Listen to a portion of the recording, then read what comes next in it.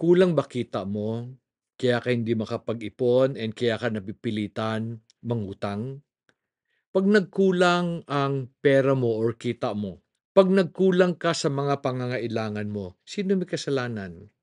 Gobyerno, employer mo, mga magulang mo, kapitbahay mo, or kung sino pa ibang tao. Pero sandali lang, bago natin alamin kung sino may kasalanan kaya tayo nagkukulang, siguro dapat natin maintindihan ano ba ang ibig sabihin ng kulang. Ang ibig sabihin ng kulang is mas malaki yung ginagastos natin kaysa kinikita natin. So pag nagkulang tayo, dapat ba natin tanungin kung sino may kasalanan?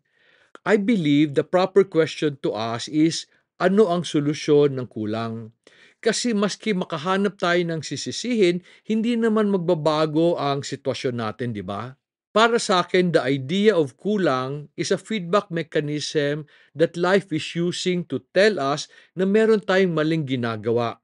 Meron tayong mga mali sa pag-manage ng pera natin and mga desisyon natin sa buhay. Alam niyo sa farm namin, 'pag nagtataasan ang mga presyo ng bilihin, my staff will tell me, "Sir, mahal ng bigas, mahal ng gasolina, mahal na ang kuryente, and marami pang iba. Sir, anong gagawin natin?" So sasabihin ko sa kanila, "So ano, isara na lang natin? Huwag na tayong magtrabaho and mawalan kayo ng lahat ng income?" Sabi ko sa kanila, wala na tayong magagawa sa pagtaas ng bilihin. The only things we can do, dalawa lang yan.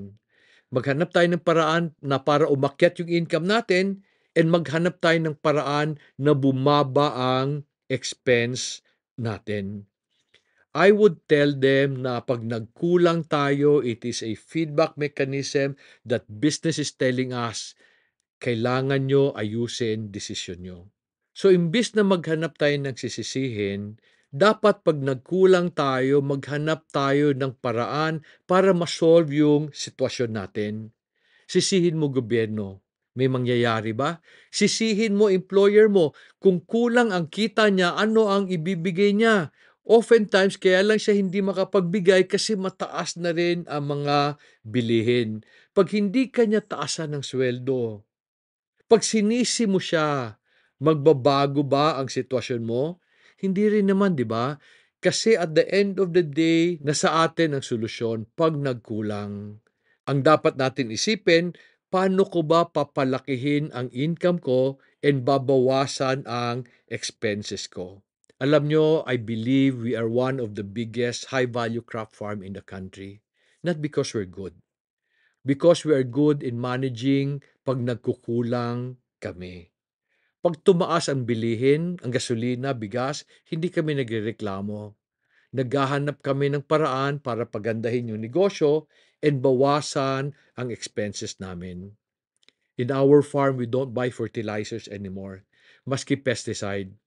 Kasi noon may dumating na panahon na naubusan kami ng pera. So sabi namin para hindi na ito maulit, maghanap tayo ng paraan para yung mga expenses na yan mawala. Nawala rin naman eventually. And that's one of the reason why we have survived, while many of our competitors have closed their businesses. Ano ang pwede natin gawin pag nagkukulang tayo? The first thing we need to do is increase our income. Kung empleyado ka, matuwa ka kung merong overtime kasi meron kang extra income for that day. Most jobs today, 5 days lang, especially sa city. Kung gusto mo magkasya ang kita mo, magtrabaho ka on the weekend, maybe on a Saturday. Alam mo ba sa Bible, people are encouraged to work 6 days and rest 1 day. An additional day of rest is very expensive. Kasi habang wala kang ginagawa, maghahanap ka ng gagawin. Papasyal ka, makikipag-inuman ka, magkakape ka, mapapagastos ka. Wala nang kita, gumastos pa. So I suggest to employees that you use your spare time. That your day of rest, na Sunday, your spare time to make more money. Some people only have 8 hours of work. So pag uwi mo, wala kang gagawin. So dapat sana, because you still have energy to work, meron kang gawin na kumita.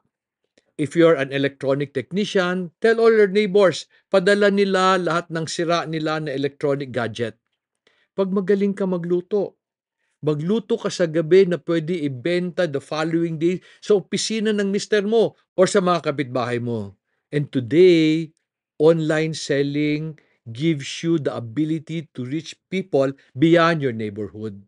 Kailangan ko maintindihan ninyo, kung gusto, maraming paraan. Pero kung ayaw, marami ring dahilan. I am not saying that life is easy today. Life is very hard, but it will not improve 'pag maghanap tayo ng sisisihin. The other thing you can do 'pag nagkulang is find ways to bring down expenses. Let me explain to you ano ang dapat nating gawin 'pag may kulang by using something else as an analogy. Basketball player ka. Pag-shoot mo ng free throw, kapos, nagkulang.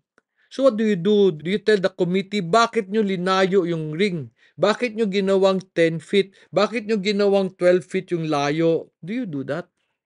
Pagkapos yung shoot mo sa free throw, do you look for somebody to blame? Di ba dapat ang tanong mo, uy kapos, kulang ng lakas. Pero bakit ka walang lakas? Kasi siguro hindi ka kumain kanina. Or siguro napuyat ka kagabi. So para hindi mag-miss yung free throw mo, before the game, dapat condition ka. You don't make free throws by blaming people, by setting standards na hindi mo kayang abutin. You make free throws by adjusting to the situation. And ang nag-a-adjust, ikaw. Kaya naniniwala ako, dapat hindi nagkukulang ang kita mo. Pagkulang ang kita, dapat tayo ang nag-a-adjust. Increase income, bring down expense. Alam mo, sa farm namin, I feed all my people and I have around 40 to 50 people. Libre ang breakfast, libre ang lunch, libre ang dinner to those who sleep in the farm. Pag kinuha ko yun sa kita namin, walang matitira sa akin. So this is what I do.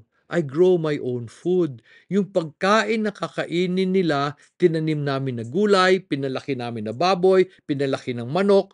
And by feeding my people, they're always happy. They can do more. Pinakain ko sila pero hindi ako napagastos. And that is also true in my personal life. Today, sa bahay namin, hindi ako bumibili ng pagkain. Pag pupunta ako sa grocery, sabon, mantika, mga bagay na hindi namin kayang gawin. We have found ways to remove our expenses para lang hindi kami magkulang. As I told you kanina, in our farm, we make our own fertilizers galing sa manure ng mga livestocks. And then we've developed ways to be able to control pests na hindi kailangan bumili ng pesticide. There are many ways to reduce expenses. If you're an employee, magbaon ka. Kasi mas mura pa rin ang magbaon kaysa kumain sa labas o masi sa karinderya. Pero pwede mo sabihin, di ba, pagod na ako, gusto ko lang mag-enjoy. Okay rin yun. Pero huwag ka magreklamo na kulang. Alam mo, life will not become any easier kung ang attitude mo parati naghahanap ng sisisihin sa kakulangan mo. Lalo ka lang mahihirapan. So instead of looking for ways to blame people, look for ways to solve the problem ng kakulangan mo. Ulitin ko yung sinabi ko. Kung gusto, maraming paraan. Kung ayaw, maraming dahilan. However, there is a set of people who I'd like to show compassion to, and these are called breadwinners. Yung bang inaasahan ng pamilya. Oftentimes, ang breadwinner, tatay. Pero pag nawala yung tatay and hindi na makatrabaho yung tatay, oftentimes, napapasa yon sa isang anak or sa isang kapatid. I sympathize with these people because they carry a very heavy burden. So in another video, I would like to give suggestions to breadwinner. Paano hindi sila magkulang and magkaroon pa ng sobra. Check that video out.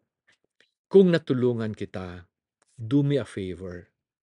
Share this video with someone who needs to hear this lesson. And help me help other people too. Like this video, subscribe to this channel, so that the algorithm of YouTube can share this to many more people.